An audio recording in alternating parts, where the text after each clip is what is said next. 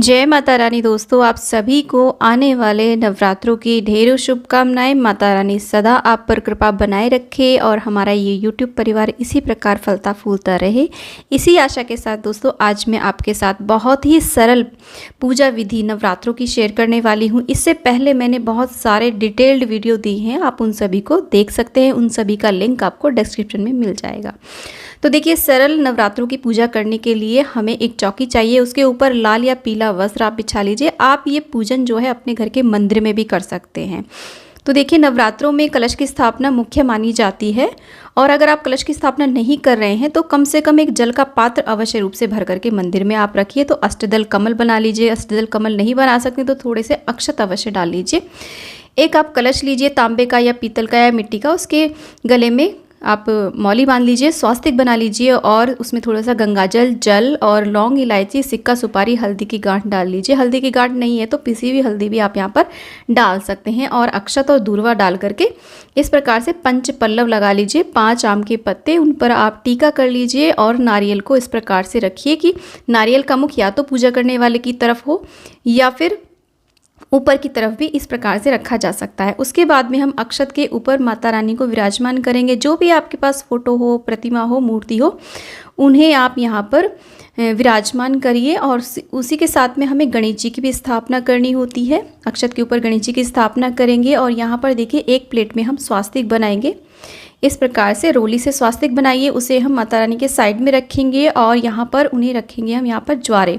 ये ज्वारे मैंने किस प्रकार से रोपे हैं इसका वीडियो चैनल पे आ चुका है, आप उस वीडियो को देख करके ज्वारे लगा देंगे। अगर आप ज्वारे नहीं बो सकते हैं तो बिना ज्वारे बोए भी आप अपना पूजन संपूर्ण कर सकते हैं।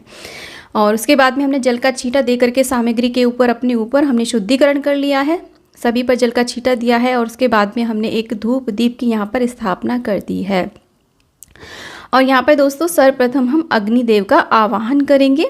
इस तरीके से धूप दीप हमने प्रज्वलित कर दिए हैं। हाथ में कुछ अक्षत पुष्प ले करके हम यहाँ पर अपने व्रत का संकल्प लेंगे, आवाहन करेंगे सभी देवी देवताओं का कि हम किस प्रकार का व्रत करेंगे, और जो भी हमारे संकल्प हैं वही बोलेंगे। सभी को हम आमंत्रित करेंगे कि वो इस चौकी पर विराजमान होकर के हमारी पूजा सेवा स्वीकार करें। अक्षत पुष्प को हम छोड़ देंगे इस प्रकार से और फिर से जल का छींटा दे करके स्नान कराएंगे।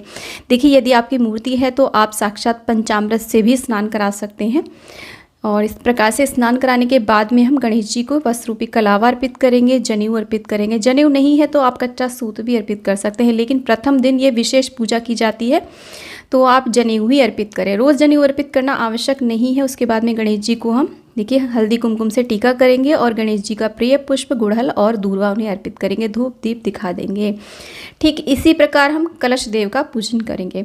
देखिए, नवरात्रों में विशेष रूप से हो सके तो आप कलश की स्थापना जरूर करिए। 33 कोटि देवी देवता इसमें विद्यमान रहते हैं। यदि आपके पास माता रानी की मूर्ति तस्वीर नहीं है तो कोई बात नहीं, कलश का भी आप पूजन करके अपने नवरात्रे संपूर्ण कर सकते हैं। माता रानी का उसमें आवाहन कर सकते हैं और कलश को आप माता रानी का स्वरूप भी दे सकते हैं, उन्हें सजा सकते हैं माता रानी के रूप में।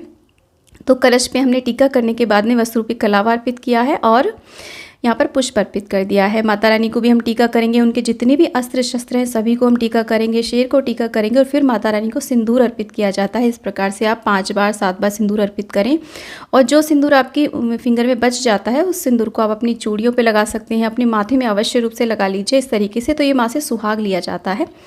उसके बाद में माँ को हम अक्षत अर्पित करेंगे और माँ को हम चुनरी चढ़ाएंगे। आप यहाँ पर चाहें तो देखिए श्रृंगार की सामग्री अर्पित कर सकते हैं। श्रृंगार की सामग्री आप नवरात्रों में प्रथम दिन या फिर किसी भी दिन माँ को अर्पित कर सकते हैं।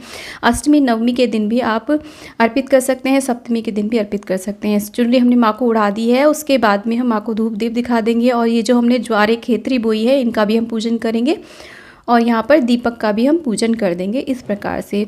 तो बहुत ही सिंपल साधारण सी ये विधि है। माँ का जो प्रिय पुष्प है वो होता है गुड़हल का, यानी कि लाल पुष्प जो भी हो माँ के प्रिय होते हैं। इसके अलावा जो भी पुष्प आपको मिल जाते हैं उन्हें आप यहाँ पर अर्पित कीजिए और इस तरीके से अच्छे से फूलों से सजा लीजिए। तो बहुत ही सिंपल विधि आज मैं आपके साथ शेयर कर रही हूँ। और माँ को जो मुख्य रूप से भोग प्रसाद चढ़ाया जाता है वो चढ़ाया जाता है लौंग बताशे का, और इसके अलावा आप पंचमेवा का भोग प्रसाद अर्पित कर सकते हैं।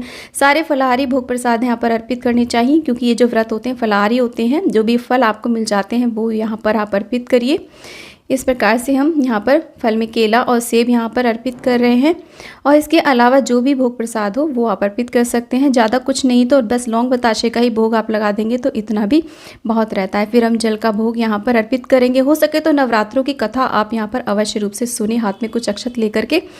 और नवरात्रों में हवन अवश्य रूप से किया जाता है, जिसे हम अग्यारी कहते हैं ना, वो ज़रूर करनी चाहिए। बहुत ही छोटा सा हवन होता है, इसकी वीडियोस भी चैनल पे हैं, आप ज़रूर देखें। तो कपूर जला करके हम गाय के गोबर के उपले को सुलगा लेते हैं, उसके ऊपर कपूर जला करके हम अग्नि प्रज्वलित कर लेते हैं। और फिर उसमें देखिए इस तरीके से आप गोले के टुकड़े चढ़ा सकते हैं। अगर आपके पास आम की लकड़ियाँ नहीं हैं, जो सूखा नारियल होता है ना, उसके आप इस प्रकार से टुकड़े चढ़ा करके हम हवन करेंगे। इसके बाद में माता रानी को लौंग के जोड़े अवश्य रूप से चढ़ाए जाते हैं। परिवार का प्रत्येक सदस्य ये लौंग के जोड़े अवश्य चढ़ाए और इस पूजा को सभी जने मिल करके साथ साथ करें तो घर में बहुत ही ज़्यादा शुभता आती है। तो लौंग को हम इस प्रकार से देखिए घी में डुबो करके माँ का मंत्र बोलते हुए ओम दुम दुर्गाय नमः बोलेंगे, या फिर ओम ऐं ह्रीं क्लीं चामुंडाय विच्चय बोल करके हम ये लौंग के जोड़े अर्पित करेंगे। साथ में बताशा भी अग्नि में ज़रूर अर्पित किया जाता है, घी में लगा करके। आप लौंग बताशे को एक साथ भी इस अग्नि में डाल सकते हैं।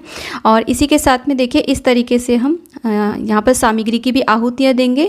सामग्री कैसे बनाई जाती है नवरात्रों में, उसका वीडियो भी चैनल पे है, आप ज़रूर देखिए। उसके बाद में घी की आहुतियाँ हम बीच बीच में देते रहेंगे माँ के मंत्र बोलते हुए। तो बहुत ही छोटा सा ये हवन होता है, तो हवन कुंड को हम थोड़ा साइड में रख देते हैं। उसके बाद में कपूर से हो सके तो माँ की आरती करिए, कपूर से नहीं तो आप दीपक से भी आरती कर सकते हैं। तो इस प्रकार से बहुत ही सिंपल साधारण माता रानी का हमें पूजन अवश्य करना चाहिए। यहाँ पर आप चाहें तो देखिए अखंड दीपक भी जला सकते हैं, नवग्रह की भी स्थापना कर सकते हैं। इसके बाद में हम सभी आरती लेंगे और यहाँ पर जल फेर देंगे आरती के ऊपर। और उसके बाद में माँ से अंत में क्षमा याचना ज़रूर करनी चाहिए, माँ से प्रार्थना करनी चाहिए। दोस्तों नवरात्रों से related all in all topics पर वीडियोस चैनल पे आ चुके हैं, उन सभी का लिंक आपको डिस्क्रिप्शन में या फिर एंड स्क्रीन पे मिल जाएगा। जय माता दी।